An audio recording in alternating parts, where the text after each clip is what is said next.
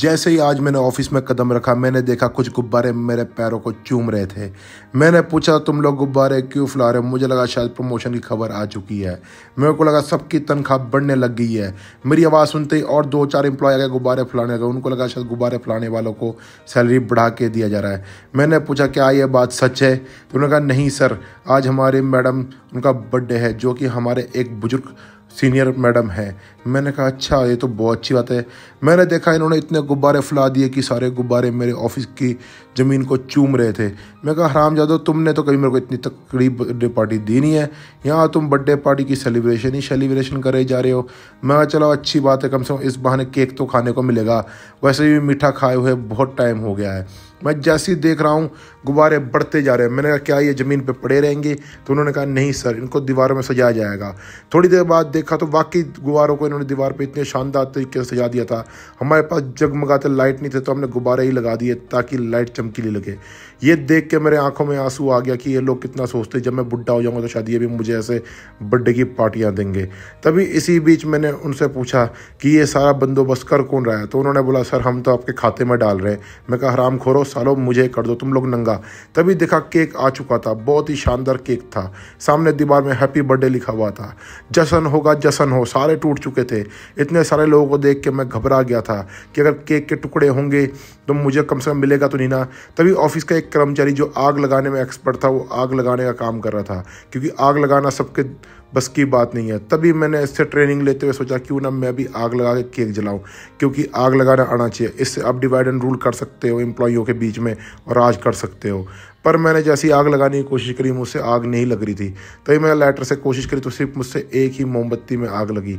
मैंने कहा, शुक्र है, कुछ तो काम आया मैं। तभी हमने हमारे मैडम को बुलाया, मैडम जी आइए और केक काटिए। मैडम ने कहा, कहाँ है चाकू, खंजर? मैंने कहा, खंजर तो मैंने रख लिया है, लकड़ी का चाकू है, आप इससे केक काटिए। तभी सभी लोग आगे हो गए, उमड़ गए। वो सोच रहे थे मैडम केक काटते किसको पहला केक खिलाएंगे। हम हैप्पी बर्थडे गा ही रहे थे कि मैडम ने अचानक से केक काटा और केक पहले मुझे खिलाया। शुक्र है, कम से कम मीठा तो नसीब हुआ। मुझे तो लगा मीठा भी नसीब नहीं होगा। तभी मैडम ने केक काटा और सबने जश्न से तालियां बजाई। खुश होकर सबने तालियां बजाई कि चलो शुक्र है, अब केक कटा तो सब में बटा। मैंने कहा, बटेगा तो सही, पर बड़ा पीस मुझे चाहिए। मेरी नज़र इन फूलों पे थी, क्योंकि मैं इन फूलों को खाना चाहता था।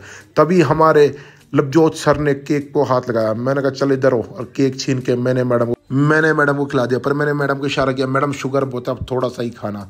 मैम ने मेरी बात को इतना सीरियसली लिया कि जितने भी एम्प्लॉय मैडम को खिलाने आ रहे थे, मैडम सबसे थोड़ा थोड़ा ही ले रहे थे। मैंने कहा, चलो कोई बात नहीं, कम से कम इस बहाने केक तो साला बचेगा। मैडम ने थोड़ा थोड़ा इसलिए कहा क्योंकि वो चाहते थे उनका शुगर कंट्रोल पे रहे। इसी बीच मैंने देखा एम्प्लॉइयों की तादाद बढ़ती जा रही थी जो मैडम को केक खिला रहे थे। मैं हैरान होता जा रहा था कि कहाँ से आ रहे हैं इतने लोग और क्यों आ रहे हैं, और अगर आ भी रहे हैं तो ये जा क्यों नहीं रहे, ये यहाँ पे क्यों चुपचाप बैठे हुए हैं, और ये खिलाने के बाद मैडम की तरफ क्यों देख रहे हैं। समझ गया था कि इनमें से कोई ना कोई केक काटना चाहता है और केक काट के ज़्यादा हिस्सा लेना चाहता है। तभी लेडीज़ों के बीच में बात हो रही थी कि गिफ्ट में क्या मिला। मैंने कहा, मैंने तो 100 रुपये गूगल पे करे। उन्होंने कहा, सर आपको देख के हम भी गूगल पे करें। तो कोई 10 रुपये, कोई 5 रुपये गूगल पे करा था। आपस में डिस्कशन चली हुई थी किसका गूगल पे सबसे ज़्यादा है। तभी मैंने देखा हमारा एक एम्प्लॉय बाहर से आया, जिसको बुलाया गया मेरी मर्जी से कि केक को ये बराबर काटेगी, पर मैं केक के पास से टस से मस नहीं हो सकता था। मैंने अपना कुर्सी उठाया और वहीं बैठ गया।